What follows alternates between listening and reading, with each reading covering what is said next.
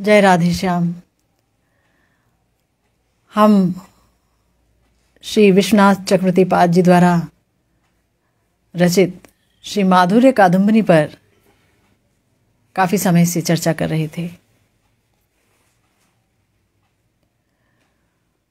और हम ये सुनते चले आ रहे थे कि जो भक्ति है वो स्वप्रकाश है। जैसे कि भगवान स्वप्रकाश हैं, ऐसे ही भगवान की भक्ति भी स्वप्रकाश है। और हमने ये भी जाना था कि भगवान की ये जो भक्ति है ये महत द्वारा प्रदत्त है। महत कृपा से ही कोई भगवान का भजन कर सकता है, उनकी भक्ति में आ सकता है। महत कृपा के बगैर भक्ति संभव नहीं है। भगवान की जो करुणा है वो महत के अंदर आती है और भगवान की ही करुणा को महत लोग वहन करके चलते हैं और उसी करुणा के द्वारा जगत का उद्धार करते हैं। तो महत कृपा बहुत आवश्यक है। भगवान स्वतंत्र रूप से कृपा नहीं करते हैं जीव पर। यह आपने सुना और ये भी सुना कि जब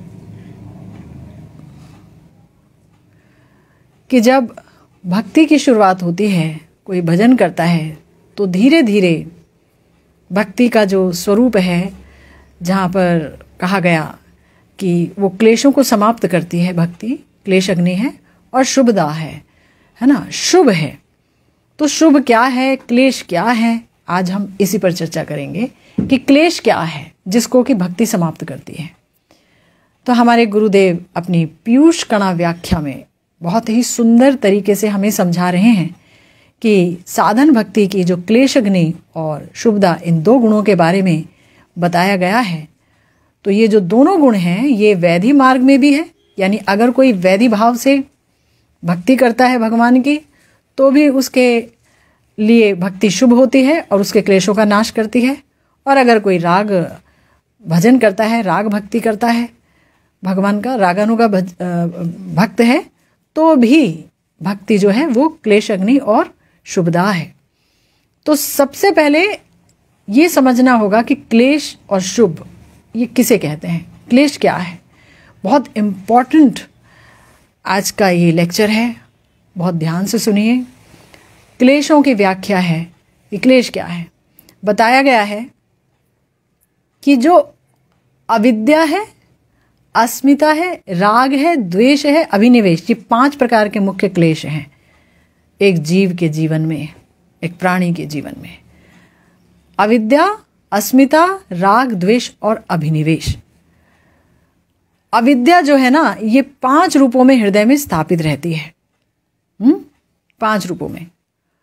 और ये जो 5 प्रकार के जो पर्व हैं, ये 5 प्रकार जो बताए गए अविद्या के, मतलब जो क्लेश के 5 प्रकार हैं, वही कर्म और अकर्म में निरूपित होते हैं। इन 5 चीज़ों के कारण ही व्यक्ति कर्म करता है या वो अकर्म करता है ना। यानी अविद्या, अस्मिता, राग, द्वेष और अभिनिवेश के कारण ही व्यक्ति कर्म में प्रवृत्त होता है कि मुझे ये करना है, वो करना है, या अकर्म में कि मुझे वो काम नहीं करना है, उसमें तो ये गड़बड़ है ना, मुझे उससे बचना है। अकर्म, कर्म, इसमें वो प्रवृत्त होता है। अगर कोई व्यक्ति कर्म करेगा तो अवश्य ही वो कर्म उसका या तो धर्ममय होगा या धर्म के विरुद्ध होगा। कर्म 2 प्रकार के होंगे, या तो वो धर्म के अनुसार होगा, शास्त्रों में जो कहा गया है, और या वो शास्त्र के विरुद्ध होगा। 2 ही प्रकार का होगा। अगर वो धर्म का कर्म करेगा तो उसे पुण्य मिलेगा, अगर पुण्य मिलेगा तो उसे सुख भोगना पड़ेगा। यानी कि ये जो अविद्या है ना, हमें कर्म में प्रवृत्त करती है। ये जो 5 प्रकार के क्लेशों वाली जो अविद्या है वो हमें कहाँ प्रवृत्त करती है, कर्म में प्रवृत्त करती है, या फिर हम अकर्म में प्रवृत्त होते हैं। अगर हम धर्मानुसार कर्म करते हैं तो हम पुण्य कमाते हैं, पुण्य से सुख मिलेगा, उसका भोग करने के लिए आना पड़ेगा। अगर हम अधर्ममय कर्म करते हैं तो हमें पाप लगते हैं, पाप से हमें दुख भोगने होते हैं, तो दुख भोगने के लिए आना पड़ेगा। अब ये 5 क्लेश किस प्रकार के हैं ये अविद्या, अस्मिता आदि जो हैं ये किस प्रकार के हैं। अविद्या, अविद्या का मतलब यह है कि अनित्य वस्तु में नित्य बुद्धि हो जाए, यही अविद्या है। बहुत भयंकर बात है। हमारे संसार में हम जितना कुछ देखते हैं ना, इन आंखों से हमें जो कुछ दिखाई देता है आमतौर पर, वो सब कैसा है, वो जड़ है, वो अनित्य है, वो समाप्त होने वाला है। क्योंकि जड़ आंखें जड़ वस्तु को ही देख पाती हैं और जड़ को हम समझते हैं कि ये नित्य है।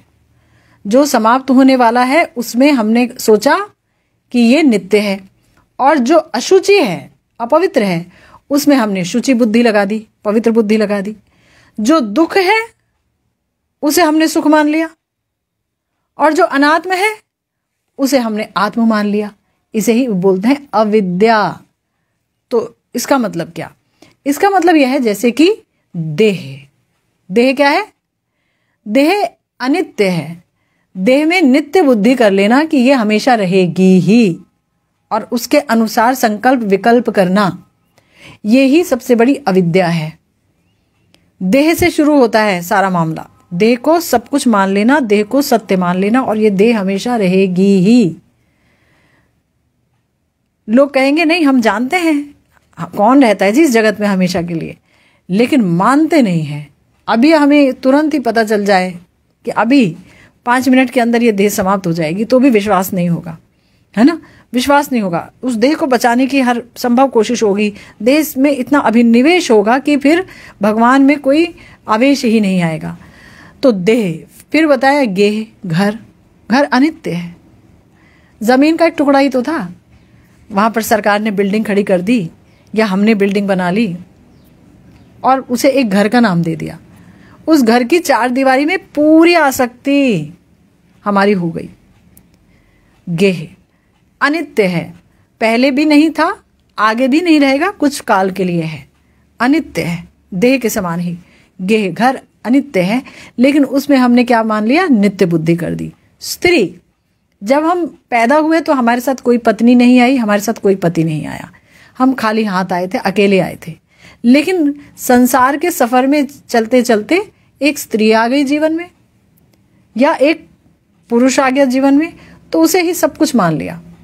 अब हमारे सारे निर्णय उसको लेके होते हैं, है ना?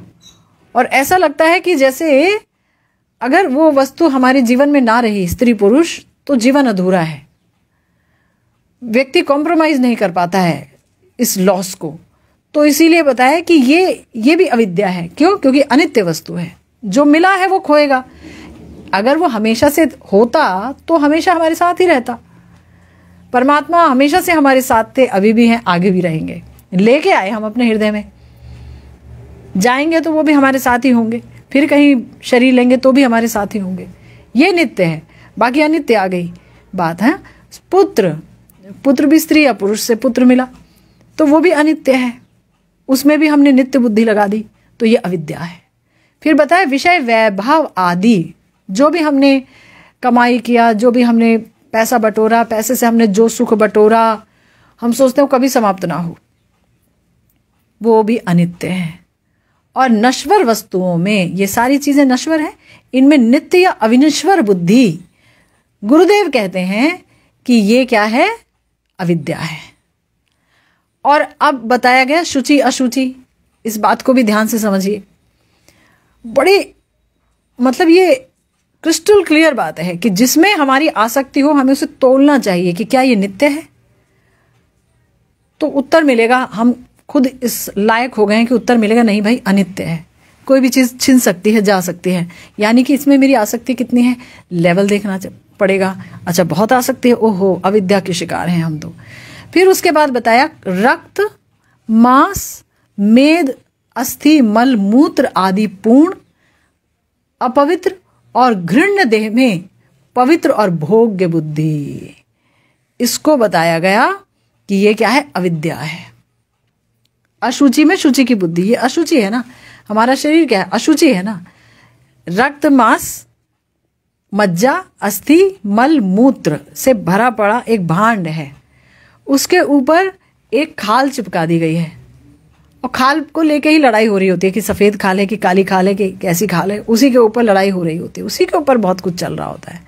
लेकिन अंदर ये रक्त मांस मेद अस्थि मल मूत्र है, घृणित वस्तु, इसके ऊपर खाल चिपका दी। अगर वो खाल कहीं से हल्की सी उधड़ जाए, कट जाए, तो उस पर मक्खियाँ भिनभिनाने लगती हैं। अगर भगवान ने कृपा करके खाल हमारे ऊपर नहीं चिपकाई होती तो कितनी ही मक्खियाँ हमारे शरीर पर भिनभिनाती रहती, हमारा पूरा जीवन उन्हें उड़ाते उड़ाते बीत जाता है ना। कौन माला करता, कौन भजन करता, या कौन कुछ बनने के ही सपने देखता। तो उसको ढक दिया भगवान ने। अब उसमें हमने क्या कर लिया, ये पवित्र है, हम पवित्र हैं, वो उसकी खाल काली है तो वो अपवित्र है, हमारी खाल सफ़ेद है तो हम पवित्र हैं। कितना भयंकर अविद्या, अज्ञान, दोनों ही का देह अपवित्र है। और उसमें भोग्य बुद्धि कि उसकी खाल सफ़ेद है तो उसका मैं भोग कर लूँ, है, या उसकी खाल काली है तो वो अभोग्य है। दोनों ही अविद्या है। यानी शरीर को सब कुछ समझ लेना, घृणित शरीर को, उसे पवित्र और उसे भोग योग्य समझना ही बहुत बड़ी अविद्या है। गुरुदेव कह रहे हैं कि जिन क्षुद्र विषय सुखों का परिणाम, यानी जो तुच्छ आती तुच्छ विषय सुख हैं, ये क्या है विषय सुख? घर बार, पत्नी पति पुत्र, विषय वैभव, ये विषय सुखी तो हैं, इन्हीं के लिए तो सारा कुछ करते हैं हम सारा उम्र, हैं। तो बताया कि इनका परिणाम क्या है, इसमें अगर हम लिप्त रहेंगे सारी उम्र तो क्या मिलेगा? भयानक जन्म, मरण, नरक, ये सब मिलेगा हमें, है ना। जन्म मरण आदि दुख मिलेंगे और नरक आदि दुख हमें झेलने पड़ेंगे। तो ये जो विषय सुख है, गुरुदेव कह रहे हैं, ये जो विषय सुख है ये वस्तुतः घनीभूत दुख ही हैं, इसमें कोई संदेह नहीं। यानी दुख को एक जगह करके रखा गया है। शरीर तो कितना दुख देता है, कभी खराब हो जाता है, कभी इसकी हंसी उड़ाई जाती है। शरीर तो बहुत सारे क्लेशों का कारण है। ना शरीर होता ना शरीरी होते। शरीर है तो शरीरी भी हैं। शरीरियों में मैं बुद्धि मेरा बुद्धि भी है, शरीरों में और शरीरियों में मैं बुद्धि है मेरा बुद्धि भी है ना। तो ये तो बड़ा कष्ट देता है, लेकिन है मगर भजन का उपकरण, बहुत सुंदर उपकरण दिया है भगवान ने, बहुत सुंदर भजन यंत्र है। लेकिन वो तो लगा गलत जगह है ना, अविद्या में लगा पड़ा है। तो गुरुदेव कह रहे हैं कि दैहिक आदि में, ये दैहिक आदि क्या है? अनात्म वस्तु। आत्मा से इसका कोई संबंध नहीं है ना। आत्मा से देह का कोई संबंध नहीं है। आत्मा देह में आ गई मगर आत्मा देह नहीं है, देह आत्मा नहीं है। तो ये अनात्म वस्तु को में जब आत्म बुद्धि लग जाती है, यही अविद्या है। हमेशा हमें ना ये डिसाइड करता रहना पड़ेगा, जज करना होगा कि जहाँ मेरा मन जा रहा है वो अनात्म है कि आत्मा। अपने आप उत्तर मिलेगा, अनात्म है भाई, आत्मा से इसका कोई रिश्ता नहीं है। ये मेरे साथ आए थे क्या? नहीं, मेरे साथ नहीं आए थे। मेरे साथ जाएंगे क्या? नहीं, मेरे साथ जाएंगे भी नहीं। ना आए थे ना जाएंगे, तो बीच के भाग को भजन में लगाना था। और उसको हम लोगों ने ऐसा बिताया, मैं अपनी बात कह रही हूँ, ऐसा बिताया आसक्त होकर के, मेरा है तू मेरा है तू मेरा है, वो नहीं तो वो मेरा, वो नहीं तो वो मेरा, मेरा मेरा मेरा। और जो सच में मेरा है उसकी पहचान नहीं मिली, और जब मिल भी गई तो अनुभव में नहीं आया। गुरु गौरांग की कृपा से जब वो अनुभव में आ जाते हैं तब समझ आ जाता है कि ओहो, सब जगह ये मिथ्यावाद है, सब जगह मोह है और कुछ नहीं। तो ये थी अविद्या। अब है अस्मिता। अस्मिता का अर्थ है मैं, मेरा, अहंकार और मोह, यही अस्मिता है। देह में जब मैं बुद्धि हो जाती है तो दैहिक में मेरी बुद्धि हो जाती है, और अहंकार होता है कि मेरा है, मैं ये हूँ, मैं फला फला हूँ। विभिन्न प्रकार की उपाधियों में हमारा मन लिप्त हो जाता है। तो ये है अस्मिता। अस्मिता यानी पुरुष और प्रधान के एकात्म ज्ञान को ही अस्मिता बोलते हैं। यानी जीवात्मा और माया ये जब एक हो जाते हैं, ये सारी माइक वस्तु है ना, शरीर माइक है, घर माइक है, घर में रहने वाले माइक हैं, अड़ोस पड़ोस देश विदेश सब तो माइक है ना। ना हमारे साथ आया था ना साथ जाएगा। सीधी से ये लिटमस टेस्ट है, साथ आया था नहीं आया था, साथ जाएगा नहीं जाएगा, अच्छा तो यानी यहीं रह जाएगा, हाँ, और इससे मेरा कोई संबंध नहीं, तो पता चल जाएगा। तो अगर हमने जीवात्मा अगर माया को अपना समझ लेगी, माया का भोग करेगी और माया में रच बस जाएगी, वो है अस्मिता। वहीं पर मैं, मेरा, मोह, अहंकार पैदा होता है, ये अस्मिता है। तीसरा है राग। राग किसे कहते हैं? सुख प्राप्ति और दुख से छुटकारा पाने के उपाय की कामना को राग बोलते हैं। हमेशा कोशिश है सुख मिले, सुख मिले, सुख मिले, सुख मिले, भाग दौड़, सुख के लिए भाग दौड़, भाग दौड़, और दुख से छुटकारा पाने की कामना, यह है राग। दुख से छुटकारा मिल जाए, ये दुख, ये नहीं होना चाहिए भाई। जीवात्मा तो आनंद का अंश है, दुख तो उसे कभी नहीं अच्छा लगेगा। लेकिन जहाँ पर जाकर के वो दुखों से छुटकारा पाने की कोशिश करता है, वस्तुतः वो और दुखों को अपने गले में लपेट लेता है। सोचता है ये सुख देंगे, कुछ दिनों के लिए लगता है, ऐसा बोध होता है कि सुख मिला, लेकिन फिर वही भयंकर दुख में परिणत हो जाता है। वो सुख भी इसीलिए बताया कि सुख प्राप्ति और दुख निवृत्ति के उपाय की कामना को राग बोलते हैं। या जिस चीज की इच्छा है उस इच्छित वस्तु को पाकर भी दोबारा अधिक पाने की वासना को राग बोलते हैं। अभिलाषा है किसी वस्तु को पाने की और हमें भगवत कृपा से मिल गई है, मेहनत से मिल गई, हमें और पाने की इच्छा है। पैसा कमा लिया, कभी सोचा था चलो भाई 1 लाख हर महीने कमाएं, ठीक है 1 लाख किसी को हर महीने मिलने लगे तो संतुष्ट हो जाओ, अब तो भजन कर लो। नहीं, 1 का 2 बनाना है, 2 का 4 बनाना है, वो तृष्णा चलती रहेगी। तो इसलिए बोला गया ये क्या है? राग। द्वेष किसे बोला? दुख या दुख के कारण के प्रति विरक्ति को द्वेष बोला गया। हमें दुख पसंद नहीं है और जो हमें दुख देता है हमें वो भी पसंद नहीं है ना। दुख हमें पसंद नहीं है, कोई दुख को पसंद नहीं करता, कोई दुख को ढूंढता नहीं है। कुंती महारानी जी ढूंढती हैं बस, विपदा संतुता शाश्वत तत्र तत्र जगत गुरु, कि मुझे विपदा दीजिए क्योंकि आप आ जाते हो विपदा में हमारे पास। भगवान को पाने के लिए विपदा ढूंढती हैं। उनकी तो स्थिति बहुत अलग है, उच्च है। लेकिन एक आम आदमी दुख पसंद नहीं करता और जो कोई दुख देता है उसे भी पसंद नहीं करता, दुख के कारण को भी पसंद नहीं करता, उसे कहते हैं द्वेष। वरना इस जगत में कभी किसी को द्वेष ही ना हो। अगर इस जगत में किसी को द्वेष हो रहा है, इसका विषय में आसक्ति रहती है, और वो आसक्ति क्योंकि वो जो विषय है उसका भोग वो अपनी देह में ही कर पाएगा, इसलिए उसको अपनी देह से भी आसक्ति हो जाती है। और अचानक अगर कोई बताए कि आपका जीवन बस इतना ही रह गया या आप कभी भी मर सकते हैं, जो कि हर एक के लिए सच है ना, हर व्यक्ति के लिए सच है कि मृत्यु कभी भी आ सकती है। कभी भी एक न्यूज आ जाती है बस, अरे कल तो हम मिलके आए थे। यानी अभिनिवेश क्या है? अभिनिवेश है कि अपनी देह से आसक्ति और मरने के भय में, मरने से डरना, इसे अभिनिवेश कहते हैं। अब बताया गया कि कुछ पाप होते हैं। पाप ये सब क्लेश थे, ये 5 प्रकार के क्लेश थे, अविद्या, अस्मिता, राग, द्वेष, अभिनिवेश। अब बताया ये जो पाप होते हैं ना, पाप ये भी क्लेश के अंतर्गत हैं, ये भी दुख देते हैं, क्लेश हैं। तो कौन से हैं पाप? प्रारब्ध, अप्रारब्ध, रूढ़, बीज, ये 4 प्रकार के जो पाप हैं ये भी क्लेश के अंतर्गत हैं।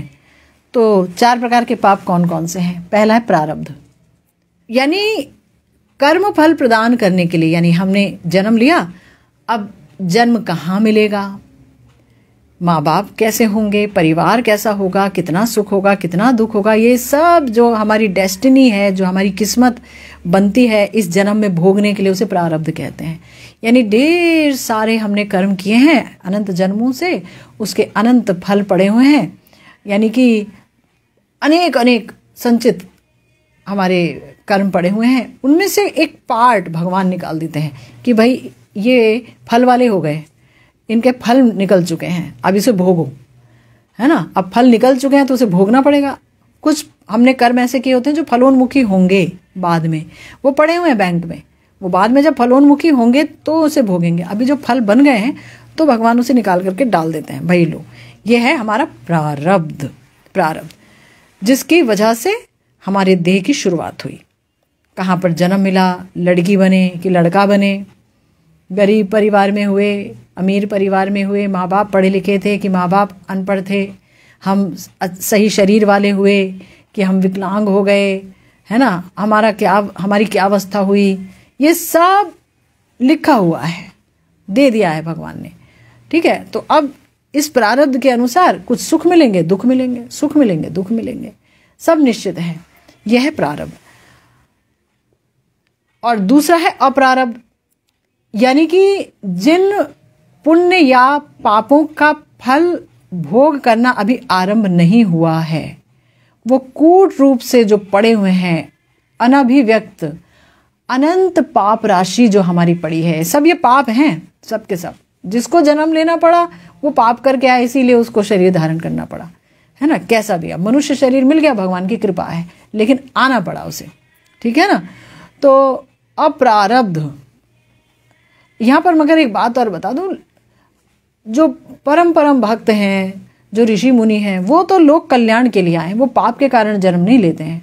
लेकिन जहाँ पर हम जैसे लोग हैं जो कि जिन्हें विभिन्न प्रकार के शरीर धारण करने पड़ते हैं, परिस्थितियों का सामना करना पड़ता है, तो वो प्रारब्ध और अप्रारब्ध और ये सब चीज़ों के चक्कर में रहते हैं, यानी कि उनकी पाप राशि बनी रहती है और थोड़ी पाप राशि भगवान दे देते हैं, ये भोग लो, अभी बहुत पड़ा हुआ है, अभी और आगे भोगना पड़ेगा अगर भजन नहीं करेंगे तो।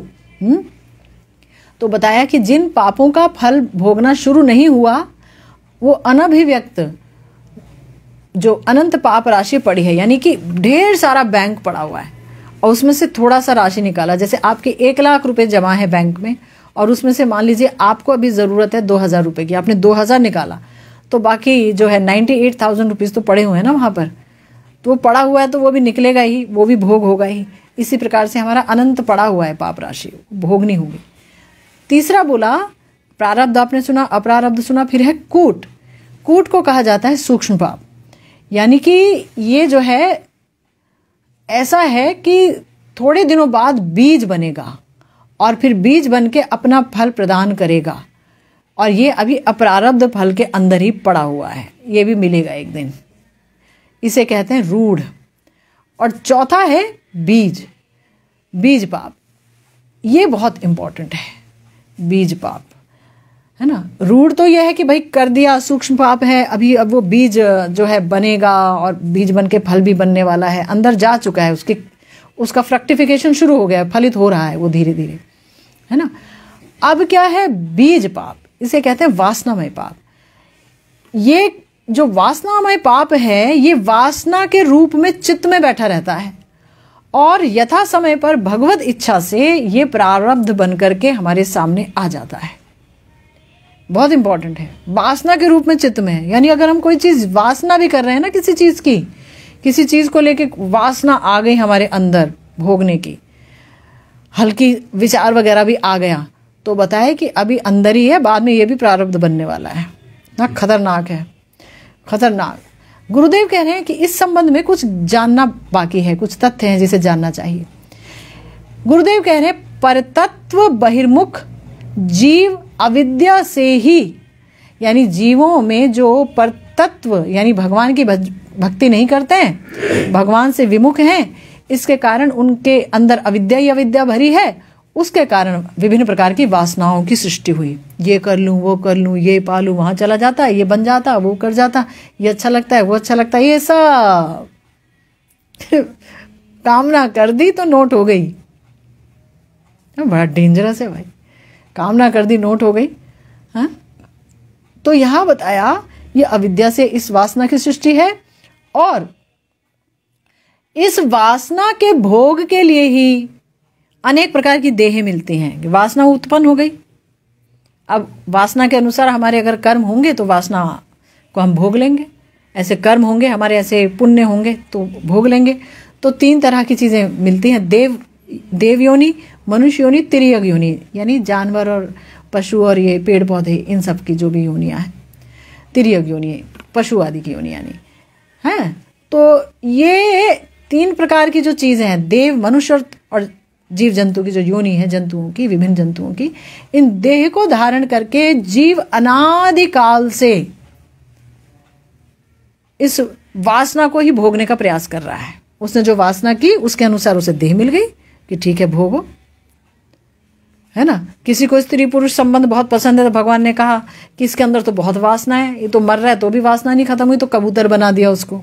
ये एग्जाम्पल आता है ना शास्त्र में कि ठीक है जाओ, हाँ ऐसे बन जाओ, तो उसको तिर्यक देह मिल गई। तो वासना के भोग के लिए कभी देव, कभी मनुष्य, कभी तिर्यक देह धारण करनी पड़ती है। गुरुदेव कह रहे हैं इनमें जो सिर्फ मनुष्य देह है वही है पूर्ण कर्ममय देह, बाकी भोगमय देह है। यानी कि देवों की योनि और पशुओं की योनि भोगमय योनि है, सिर्फ भोगते हैं। उनमें भोग का भाव आवेश प्रचुर होता है, बहुत प्रचुर होता है। तो उनके अंदर जो वासना आती है तुरंत भोग लेते हैं वो, इतना प्रचुर भोग का आवेश है। देवताओं में भी वासना उठते ही भोग का सामग्री तैयार है उनकी, उनको क्या समस्या है ना। और जो पशु हैं, पशुओं की भी यही हालत है। वासना जैसी उठेगी अपने देह के अनुसार वासना उठेगी। उनकी वासना तो ये नहीं उठती है ना कि मैं पढ़ लिख करके इंजीनियर बन जाऊं। पशु की तो अपने देह के अनुसार एक वासना उठेगी, है ना। कुत्ते की वासना उठेगी, बिल्ली की वासना बिल्ली के लिए ही उठेगी, इसी तरीके से वासनाएं उठती रहेंगी। तो वो भी क्योंकि भोग का वहाँ प्राचुर्य है तो वो भी तुरंत भोग ली जाती है, तो वो जमा नहीं होने पाती है। वो बीज रूप में वासना, ये जो वासना है ना देवताओं के चित्त में संचित हो पाती है, ना पशुओं के चित्त में संचित हो पाती है, क्योंकि तुरंत भोग लेते हैं वो। ठीक, एकमात्र मनुष्य देह में ही नए कर्म बीज का संचय होता है।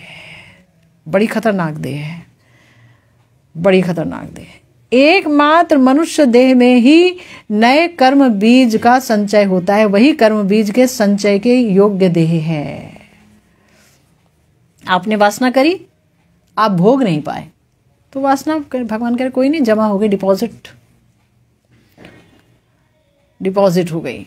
अब क्या है, ये कर्म बीज हो गए, है ना। तो अब गुरुदेव कह रहे हैं इसका मतलब ये समझना होगा कि मनुष्य भोग की अपेक्षा वासना करने में ज्यादा पटु है।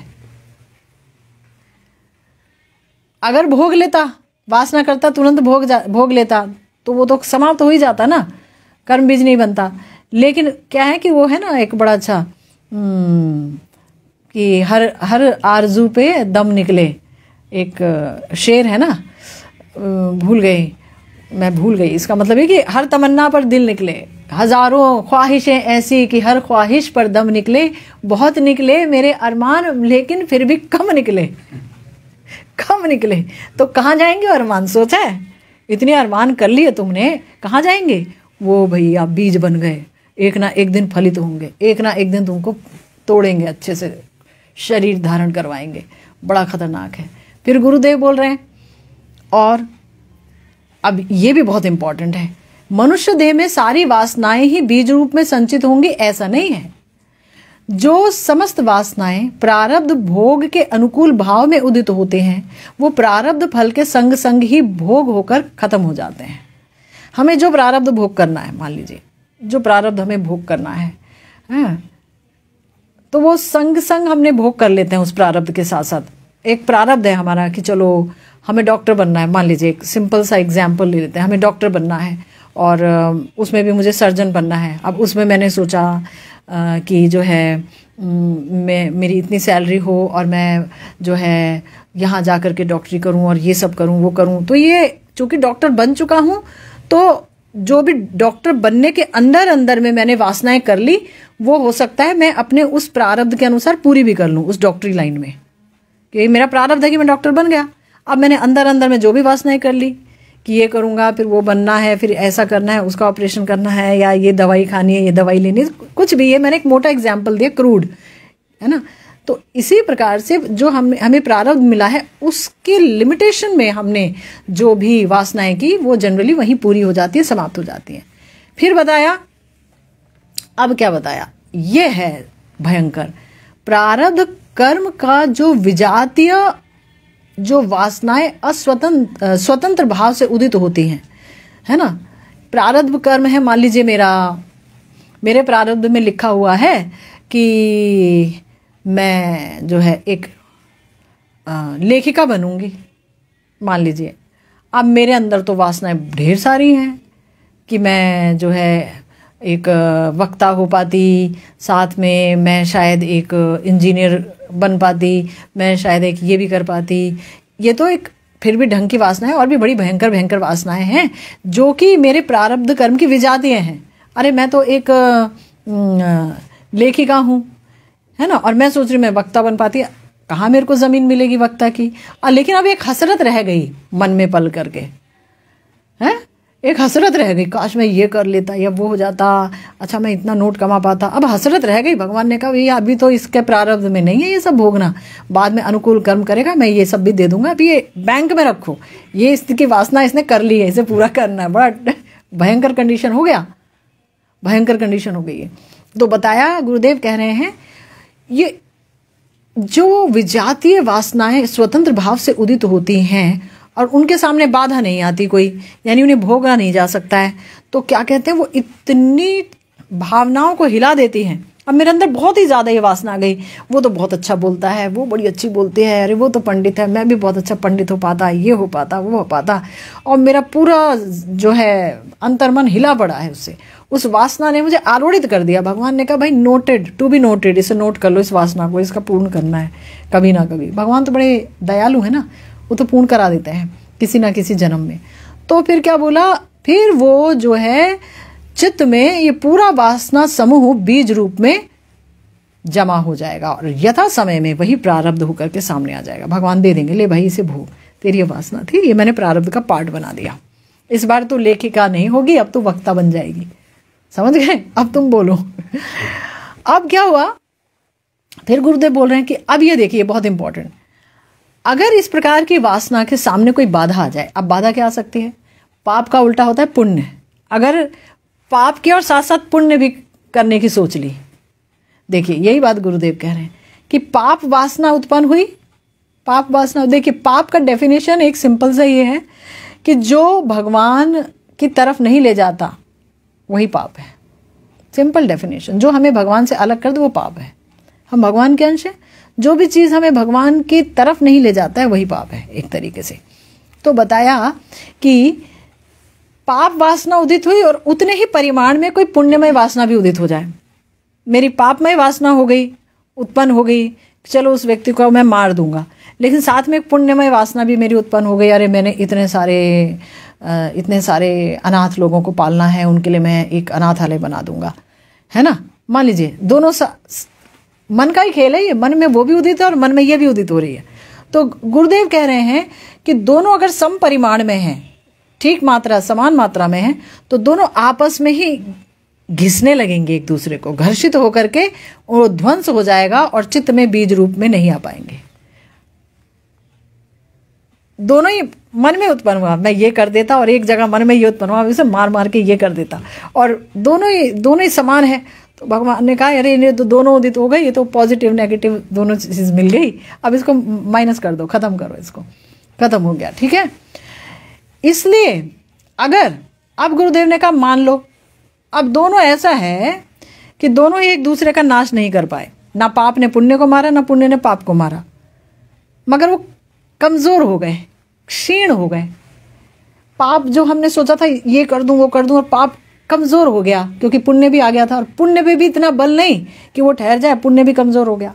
तो अब क्या करें, अब तो रह गया, अब बीज के रूप में चित्त में भी नहीं आ सकता, अब कहाँ जाएगा। तो गुरुदेव कह रहे हैं तब इसको बोलते हैं संस्कार आभास, और उसे भगवान स्वप्नों में भोग करा देते हैं। सपनों में कभी हम सुखी होते हैं, कभी हम दुखी होते हैं, ये भी हमारे कर्म है। इसका भी भगवान भोग करा देते हैं कि शरीर लेने की जरूरत नहीं है, आज तू सपने के बाद रोता मिलेगा या सपने के बाद हंसता मिलेगा, तो वो भी हमारा कर्म है। तो गुरुदेव कह रहे हैं जो भी हो, अविद्या, अस्मिता आदि 5 प्रकार के क्लेश और प्रारब्ध आदि 4 प्रकार के पाप जनित समस्त क्लेश साधन भक्ति द्वारा नष्ट हो जाते हैं। इसीलिए साधन भक्ति को क्लेशग्नि बोला गया। देखा भक्ति में कितनी ताकत है। अगर कोई सीरियस भजन कर ले, आसक्ति के लेवल तक पहुंच जाए, तो यही कहा गया है कि जितना हमारा अप्रारब्ध है, जितना हमारा बैंक है, अभी प्रारब्ध की बात नहीं हुई, प्रारब्ध नहीं भी मिटेगा, भक्तों का तो वो भी मिट जाता है। भक्त अगर इच्छा करें तो, आमतौर पर भक्त इच्छा नहीं करते हैं कि मेरा प्रारब्ध मिटा दो प्रभु, है ना। भगवान कहते हैं, भगवान से वो कुछ मांगना ही नहीं चाहते उनके सुख के अलावा। भक्ति तो ऐसी बना देती है व्यक्ति को कि आप सुखी रहो, आप सुखी रहो। हम ये नहीं कहते कि हमारा प्रारब्ध मिटा दो। जब भजन करता है कोई तो वो कहता है कि इसी जन्म में जो घटाना है घटा दो, जो होना है हो दो, कर दो, लेकिन आपसे मुझे अलग नहीं होना है। अगला जन्म अगर दें तो आपसे युक्त होकर के हो, है ना, इतनी देर में मिले, अब ऐसा ना हो। तो अभी जो आपको मेरे को सज़ा देनी है दे दो, वो ये कहेगा। तो गुरुदेव कह रहे हैं कि जितना ये अप्रारब्ध वगैरह है ना, ये रूढ़ बीज भक्ति से खत्म हो जाता है। जाहिर है अगर कोई भजन करेगा तो उसकी वासनाएं थोड़ी ना ऐसी उत्पन्न होंगी कि क्या कहते हैं, मेरा एक वहाँ घर हो, माउंटेन्स में घर हो, शिमला में घर हो, मैं वर्ल्ड टूर पे जाऊं, वहाँ जाके मैं वो वाला चीज़ खरीदूं, वहाँ जा कर के ये लूं, वो भी भूल जाए, डेफिनेशन भी भूल जाएगा सारी की सारी। उसके दुनिया बस एक ही रहेगी, कृष्ण चरणों को फोकस करके वो रहेगा। उसकी इच्छाएं उन चरणों के लिए ही उत्पन्न होंगी, वहीं से उदित होंगी, वहीं चली जाएंगी, वही पूरा करेगा। सारा दिन, सारी रात, सारी उम्र इन्हीं चीज़ों को करने में बीत जाएगी। अब ठाकुर जी के लिए पकाओ। अब मन तो सोचने का कार्य करता है ना भाई, संकल्प विकल्प, बुद्धि निर्णय लेती है ये करना है, और मन संकल्प विकल्प करता है। मन संकल्प विकल्प करेगा भगवान के लिए, भगवान के लिए ये बना दूं, नहीं ये नहीं, इसमें ज़्यादा अच्छा लगेगा, वो बना दूं, अच्छा ठाकुर जी के लिए मैं सोचता हूँ ये सिल देती हूँ, अच्छा भाई मैंने तकिया सिला है ना, तकिए के लिए लेस लगाती हूँ। सारा दिन उसका इन्हीं चक्करों में चला गया। उसके बताइए कहाँ वासना उसकी एकत्र हुई। ये सब तो भक्तिमय कर्म हो गए, इनका तो फल ही भगवत प्राप्ति है। समझ रहे हैं? तो वासना होनी बंद हो गई तो नए बीज बनने भी बंद हो गए। मतलब एक चना जो भक्ति की आग में भुन गया, अब उसे बो दो आप तो वो अंकुरित नहीं हो सकता, अंकुरित नहीं हो सकता। भक्ति अग्नि उसे भून दी। अंकुरित वो होंगे जिनके अनेक प्रकार की वासनाएं रहती हैं। अब मेरा बेटा ये बन जाता, बेटी ये बन जाती, उसका ये हो जाता, उसका ब्याह वहाँ हो जाता, उसका घर बार ऐसा होता, बाप रे बड़ा डेंजरस है। तो इसीलिए यहाँ पर गुरुदेव कह रहे हैं कि साधन भक्ति है क्या, क्लेश अग्नि, क्लेशों को समाप्त करती है। तो इसका एग्जाम्पल है हमारे श्रीमद् भागवतम में, इसका प्रमाण गुरुदेव कोट कर रहे हैं कि साधन भक्ति अविद्या का हरण करती है, अविद्या समाप्त करती है, ऐसी शक्ति है। पाद पंकज पलाश विलास भक्तया कर्माशयम ग्रथित मुद ग्रथयन्ति ही संतः तद्वन्न ऋतमतयो यत यो अपि रुद्ध स्रोतो गणास्तमरणम भज वासुदेवम। क्या कह रहे हैं? श्री सनत कुमार जी पृथु महाराज जी के प्रति बोल रहे हैं। पृथु महाराज जी जो है ना, उनको उपदेश दे रहे हैं। कह रहे हैं, हे राजन, साधक भक्त गण जिनके चरण कमलों की जो उंगली दल हैं, भगवान के चरण कमल के जो चरण कमलों में जो उंगलियां हैं, है ना, उनसे क्या निकलती है? हमेशा लावण्य धारा निकलती है। भगवान के चरण कमल इतने चमकते हुए हैं, लावण्य तेजोमय चरण कमल है, प्रतिक्षण वर्धमान, हमेशा वो लावण्य जो है बढ़ता रहता है। तो बोल रहे हैं कि साधन भक्ति करते करते कर्माशय को, यानी अविद्या ग्रंथि को, ये जो भगवान की लावण्य धारा है अचानक ही समाप्त कर देती है। और किंतु अव्यक्त ब्रह्म विषय में, मतलब जो व्यक्ति हमेशा भगवान के चरणों का चिंतन करता है, भगवान के चरण में से जो सुंदर प्रभा निकल रही है उसका चिंतन करता है और भक्ति करता रहता है, तो अचानक ही उसके सारी अविद्या समाप्त हो जाती है। अचानक ही उसे ज्ञान आ जाता है ना।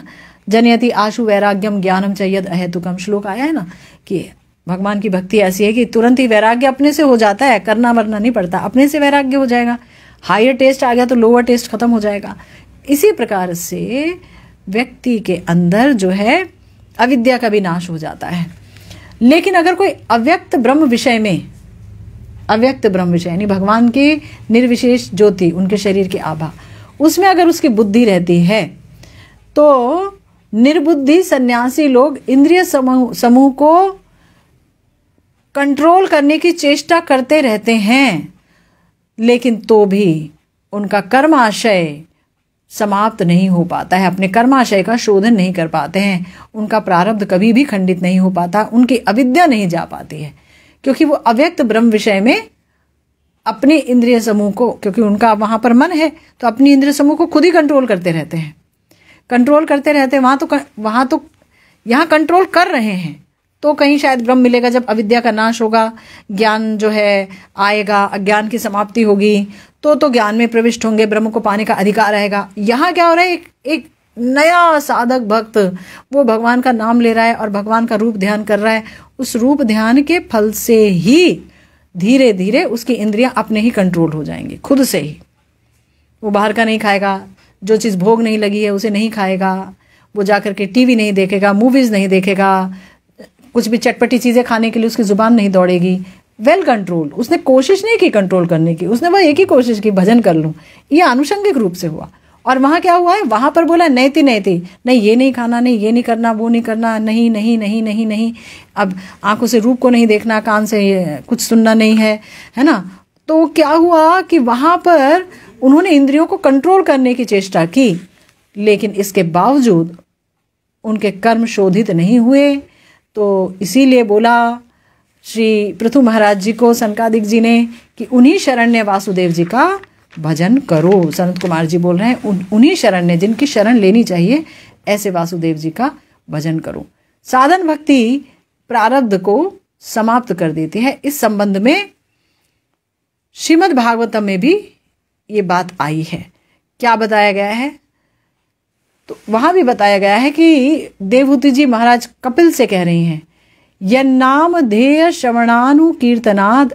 इस श्लोक में बोला गया कि जिनका नाम जीवन में कभी भी श्रवण से या पीछे पीछे गाने से, जिनको नमस्कार करने से, जिनका स्मरण करने से अति नीच कुत्ता खाने वाला चंडाल व्यक्ति भी तत्क्षणात पूजनीय हो जाता है, अति पूजनीय हो जाता है। उस भगवान के दर्शन से जीव जो कृतार्थ होंगे, इसमें भला संदेह की क्या बात है। श्रीमद् भागवतम में देवहूति जी कह रही हैं कपिल जी को, है ना, क्या कह रही हैं कि जिनका नाम जीवन में अगर कभी श्रवण भी कर लिया ना किसी ने, या पीछे गा लिया, इन्हें नमस्कार कर लिया या इनका स्मरण कर लिया, तो उससे भी कोई अति नीच जाति का व्यक्ति भी अति पूजनीय हो जाता है ना। भाई जाति प्रथा तो पहले बहुत हुआ करती थी समाज में, लेकिन लोग इस टेक्निक को नहीं जानते कि अगर कोई भजन कर रहा है और वो किसी भी जाति का क्यों ना हो, तो फिर वो पूजनीय है। सिंपल सी ये बात बोली गई यहाँ पर। फिर वहाँ जातिवादी विचार नहीं किया जाएगा, वहाँ सिर्फ भजन देखा जाएगा। किसी भी व्यक्ति की माप जो है उसके भजन के लेवल से होती है कि भजन कितना है, तो ऐसा व्यक्ति तुरंत ही पूजनीय हो जाएगा। तो यहाँ इसका मतलब क्या हुआ, इसका मतलब हुआ कि भगवान का श्रवण कीर्तन स्मरण से चंडाल आदि भी एक पूजनीय योग्यता प्राप्त कर लेता है। इसका मतलब ये भक्ति का प्रारब्ध हारित्व विशेषता है। यानी प्रारब्ध के अनुसार तो ऐसे व्यक्ति को लोग पहले हटा देते थे अपने सामने से, लेकिन चूंकि वो भजन कर रहा है तो लोग उसे बीच में बिठा के उसकी पूजा कर रहे हैं। तो इसका मतलब भक्ति ने प्रारब्ध हर लिया। अगर वो भक्ति नहीं करता तो कुछ और कर रहा होता, तो उसका इतना सम्मान नहीं होता। तो ये बात जो बोला गया यहाँ बताया कि प्रारब्ध ही पाप देह का आरंभ होता है। तो कोई भी जो ऐसी जाति है वो प्रारब्ध का ही फल है, ये यहाँ पर कह रहे हैं। लेकिन अगर वो भजन करने लगेगा तो वो उसका प्रारब्ध खंडित हो जाएगा, प्रारब्ध को की मान्यता नहीं रहेगी। इसीलिए प्रारब्ध पाप ही देह का आरंभ होता है ना, उसी से आरंभ होती है देह। ब्रह्म ज्ञान से भी प्रारब्ध नाश नहीं हो सकता है। इसीलिए कहा गया कि जो ज्ञानी लोग हैं वो जीवन मुक्त दशा में प्रारब्ध भोग जब समाप्त होगा, यानी ज्ञानी है, ठीक है, अब उसे ये पता चल गया कि ये सारा जगत अविद्या के कारण है, इसमें मन लगाना बेकार है, मुझे भगवत प्राप्ति करनी है, तो उसने अपना मन हटा लिया संसार से। उसे कहेंगे जीवन मुक्त। ये तो जीवन मुक्त दशा को प्राप्त कर लिया, क्योंकि इसकी कोई वासना नहीं है, कोई कामना नहीं है, जीवन मुक्त हो गया। किंतु वो ब्रह्म नहीं मिलेगा या मुक्ति मिलेगी नहीं उसको। कब मिलेगी उनको मिलेगी तब जब प्रारब्ध समाप्त हो जाएगा, यानी प्रारब्ध को भोगना पड़ेगा। ज्ञानियों को प्रारब्ध भोगना पड़ता है, लेकिन जो भक्त हैं उनका प्रारब्ध नाश हो जाता है। उस श्लोक के द्वारा जो बताया गया वो एक प्रमाण है। इसलिए ब्रह्म ज्ञान में भी जो मुश्किल है प्राप्त करना, वो प्रारब्ध साधन भक्ति से अचानक ही समाप्त हो जाता है ना। तो अगर ऐसी बात है कि जिस प्रारब्ध को ब्रह्म ज्ञान से नहीं मिटाया जा सकता वो साधन भक्ति से समाप्त हो जाता है, तो फिर तो अप्रारब्ध, कूट, बीज, रूढ़ ये सब खत्म होंगे ही, इसमें कोई संदेह नहीं है। तो बहुत सुंदर चर्चा रही हमारी आज की यहाँ तक। इसके आगे भी जो चर्चा है वो थोड़ी बची हुई है, इसे हम जारी रखेंगे अगली दफ़ा। फ़िलहाल आज की भागवत कथा यहीं विश्राम लेती है।